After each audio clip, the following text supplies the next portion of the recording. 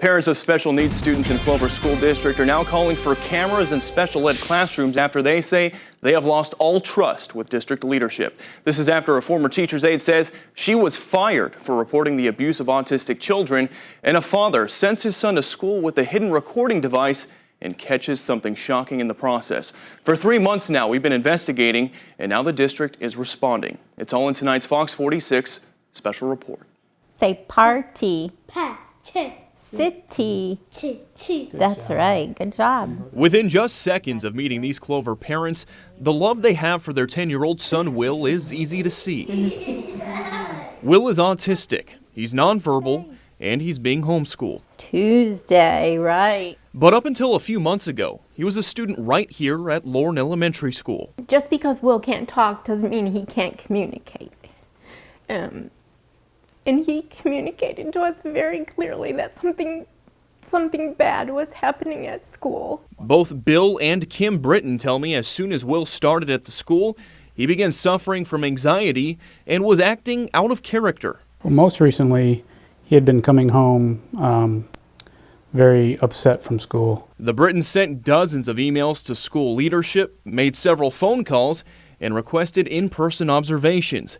They say they wanted some answers from Will's special education teacher. During one of the observations, Will became physically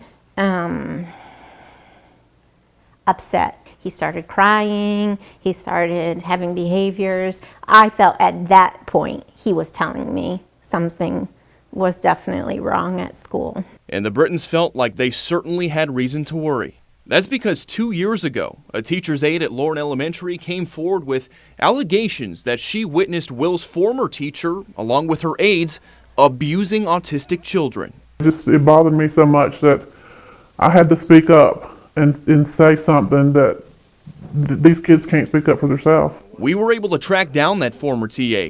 She asked us for anonymity, but told us she had worked in Clover School District's special education program for 10 years before witnessing the alleged abuse at Larne Elementary in February of 2014. Just, a child being forced to eat something he didn't want to, and then when he had a mouthful, being put in the dark room to make him swallow it. Another child was in the shower, shivering, crying, very hysterically crying. There was an older child that was being made to do a worksheet, and because he was crying and tears and snot and stuff, they took his shirt off and had him sitting there doing the work without his shirt. The former TA says her coworkers began treating her differently right after she came forward, and she was fired just a few months after she reported the allegations to district leadership. As a result, she's filed a wrongful termination lawsuit against Clover School District, where she alleges she was retaliated against for reporting what she saw. If I did this, it was going to be hard on me, for speaking up. You expected retaliation? I did, and I felt like I got it. Clover School District spokesman Brian Dillon says because of the TA's lawsuit, they cannot comment on why she was fired. But court documents state that the school principal accused her of not being able to do her job correctly. It says he also accused her of saying she could be vindictive. She denied this, saying she felt she was being treated vindictively.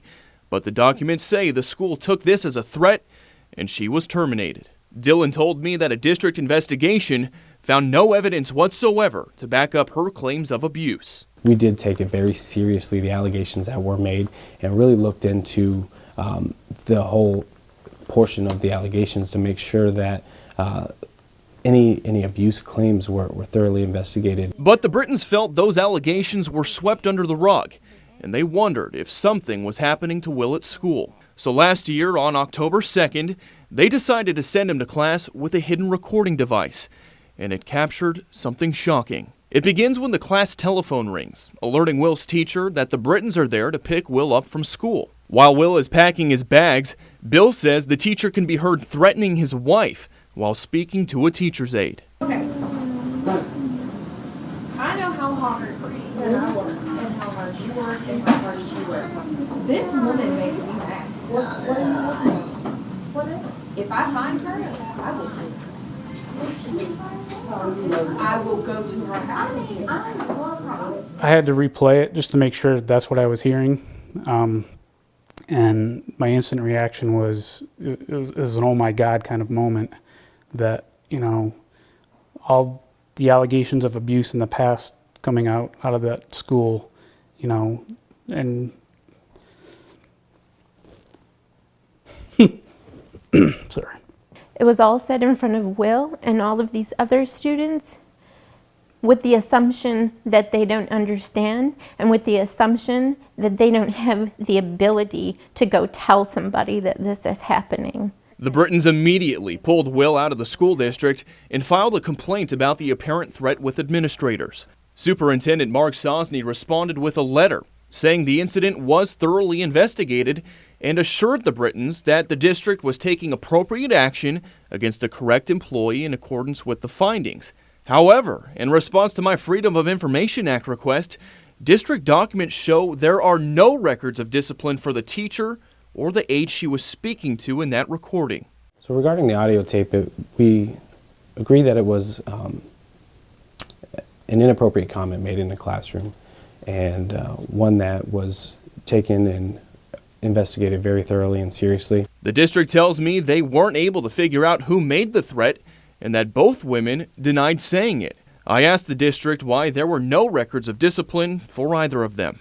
So after the investigation was concluded, it was an opportunity that we found to make sure that all parties involved and all district staff members understand the importance of professionalism at all time in the classroom. In other words, they were given only a verbal warning. Not surprised. Not surprised because of our experience with the school district. It's not surprising. It's infuriating, but not surprising.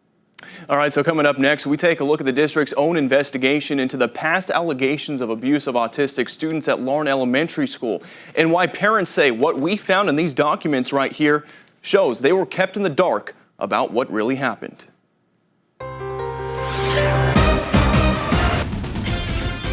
All right, welcome back. So after a special education teacher at Clover School District was apparently caught on tape making a death threat towards an autistic child's mom, our open records request showed the district took no formal action against her. As you're about to see in part 2 of our special report, parents say this lack of accountability made them question everything the district had told them in the past. I was really afraid because of past allegations of physical abuse that's what was happening. Did Clover School District cover up what really happened when a former teacher's aide claimed she witnessed abuse of autistic children at Larne Elementary School? Bill and Kim Brittain believe they did, and so do other parents. When the allegations came out 2 years ago, in the back of my mind, I didn't think that they were handled appropriately. I was still nervous that things had happened to my son and other children in the school program. Kim Garhart asked that we don't show her face, but told us she pulled her autistic son out of Clover School District last year after she says he started exhibiting severe behaviors while he was attending Larne Elementary. That he started regressing in the bathroom. He became terrified of the dark. He also would go into the bathroom and he would say, I'm okay, it's okay. And we couldn't figure out what it was. He started saying, no school. And not only just saying it, but he started like crying, uncontrollable, hitting himself. And so we just decided it was time. Through an open records request, I got a copy of the district's investigation into the alleged abuse the former TA had reported. Though every single name was redacted, one teacher's aide reported that she saw a student forced to sit on the toilet for 90 minutes and that she saw a different aide flip a child out of a chair. She also told administrators a child was put into a closet to finish his food, that a teacher would use a timer to give the student 20 seconds to swallow, and if he didn't finish, he would be put in the dark. Another teacher's aide reported seeing a student allowed to fall out of a chair as a natural consequence for rocking in it. And a teacher said a natural consequence is to let the child fall. The documents also say a teacher put a child in a bathroom with the lights out as a negative consequence to get him to try new foods. When that didn't work, the teacher said she would try putting the child in the toy closet, which parents didn't know about.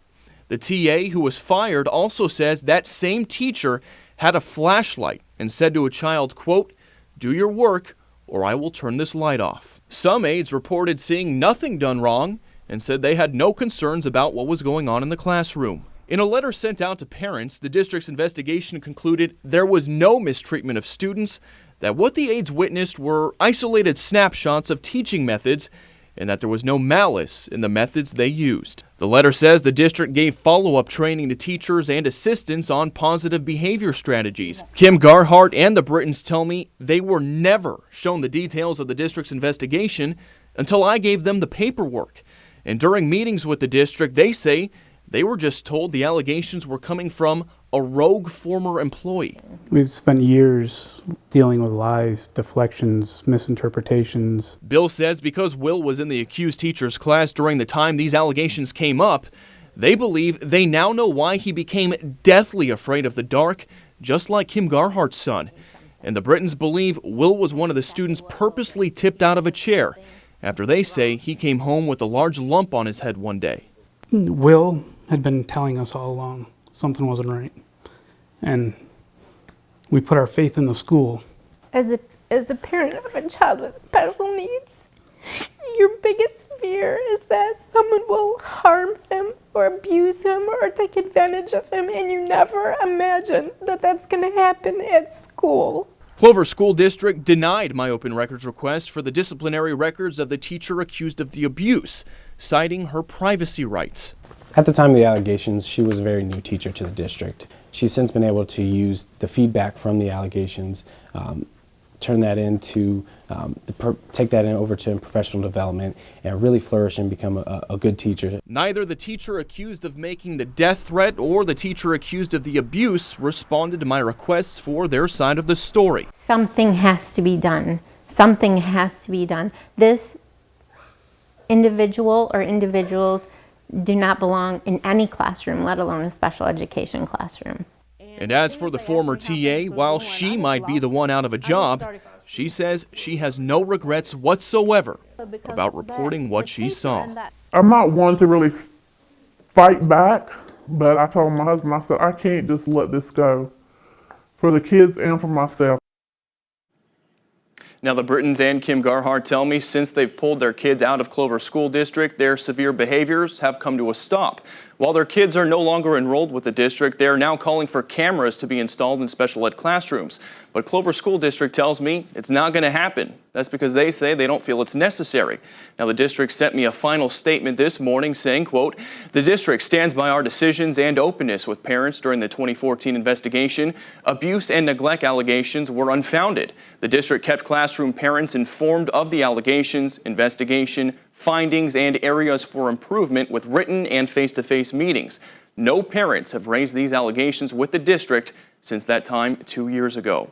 Now, as you can imagine, there's a whole lot of information I was not able to fit into this story, so make sure to head on over to our website at fox46charlotte.com. That's where I'm going to be posting copies of the district's investigation, and you're going to see a very strongly worded statement from a prominent civil rights attorney about how he feels Clover School District handled those allegations of abuse.